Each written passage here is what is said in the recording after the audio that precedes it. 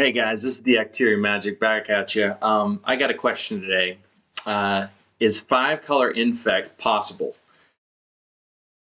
Sure. I don't know. So today I took a swing at 5-color infect, and I settled on using a tappedout.net for my deck building purposes while I'm using OBS as my recording software. So anyway, let's see if it works. Please let me know in the comments if you like the tappedout.net. And I'll get better with the formatting of all this stuff as time goes on. So I settled on Kenrith, the Returned King. He's kind of our multifaceted commander that kind of fixes holes in the deck. He's not terribly expensive. He's probably the most expensive card in the deck at $5.54. Try to keep it as budget as possible. I know a lot of people play like do the whole, oh, this deck only costs $50. Well, if it's under $100, I'm going to try and get it as far down underneath $100 as I can. But for the most part, I'm in that $50 to $100 range is what I've been able to do, reliably. Anyway, so Kenrith the Return King is our commander, and all creatures gain trample and haste for 1 red.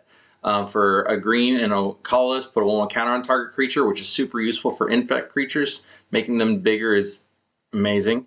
We don't really care about the life gain on him. We do care about the draw card, and we do care about returning creatures to the battlefield. So he's got like 4 out of the 5 abilities are things we want to be doing on a consistent basis. So he's really, really great. And so I started with building a really solid mana base. Now, one of the new common cycles of lands that I think you guys all should be really getting, 4 copies of each, are these common snow lands that have both typing of mountain plains or forest plains or so on and so forth. I think you should have as many copies as you can get your hand on with these things because they're so cheap. If you're in for the long haul with Magic, I think these are an easy budget way of fleshing out the colors of your commander decks. So I've got all these type lines like Forest Mountain, Forest Plains, etc. And then I've also got the guild gates, and you'll see why here in a second. So I've got lots of guild gates. I've got 1 of each guild gate and 1 of each snowland. That might seem absurd, but you'll see why I did that in a minute. And if I come down here to my sorceries, I got Circuitous Route here. Oh, come on, baby doll. It'll search for basic lands or gates. So since I have 1 of each copy of gate, I can mana fix for Kenrith. And so I can go and find the colors that I need. Similarly with Farseek, if I have Farseek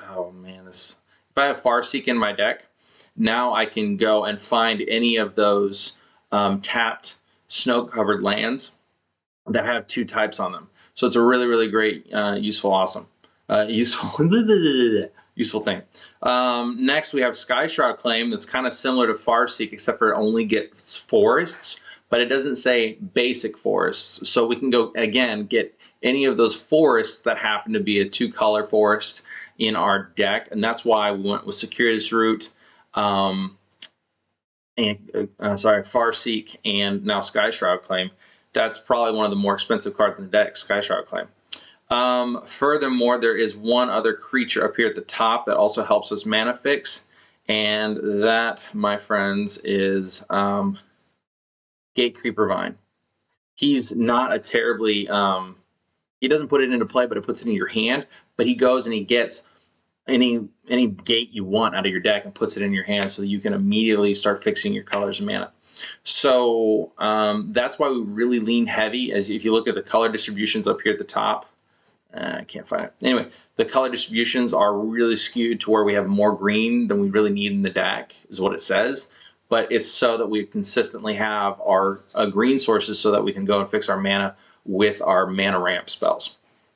Okay, now getting into the rest of the deck, I wanted to really focus on the budget infectors that also have some other kind of usefulness. I don't want to go through all of these, but for instance, like a Necropede here, when it dies, it puts a -1/1 counter on a creature.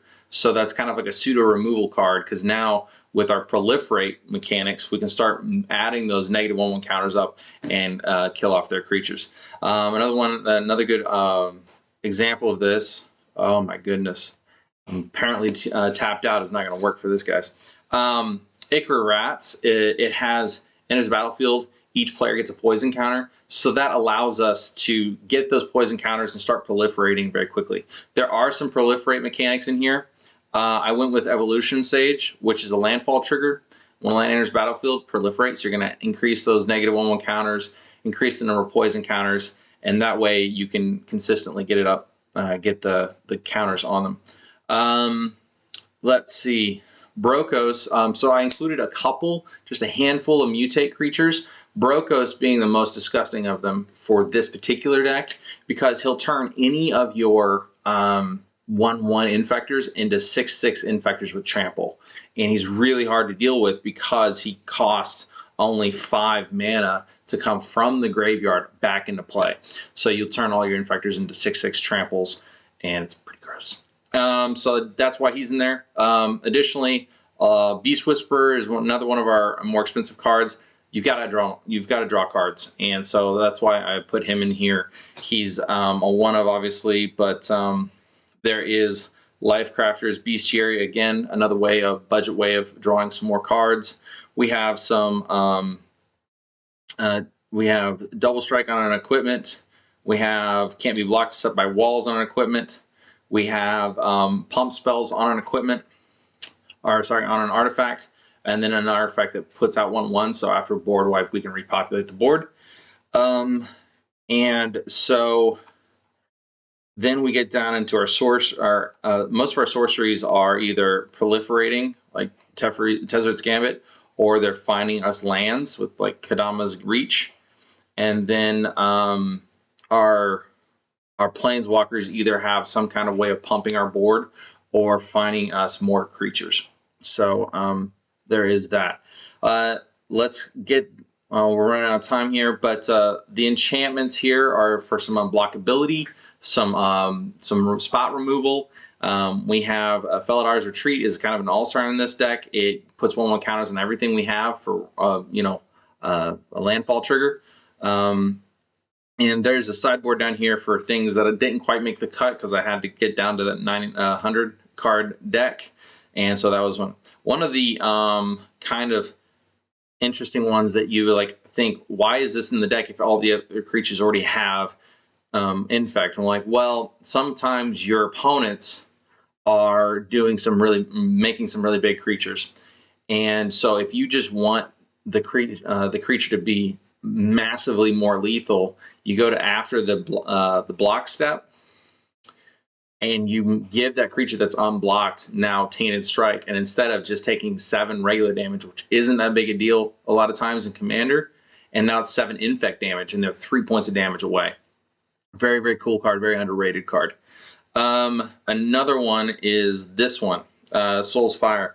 So one of your creatures can deal damage equal to its power to any target. Super impactful. So you can just like basically lightning bolt with Infect damage. Very cool card. So a lot of those cards kind of either answer what the opponents are doing, or make our creatures more lethal. And we want typically things that'll either end the game immediately with that one card will like double their power, or shoot them in the face, or anything like that. We want something that'll end the game for that person quickly, or it'll stay around and add value over time. So this is my take on an Infect deck, and you'll go through if you go through the creature list, it's just a ton of Infect creatures. There's a couple mutate creatures, a couple utility creatures in there. I think it's going to be really fun to see it play. So I'm really excited about it, guys. Anyway, you guys have a great one. I'll see you later. Bye.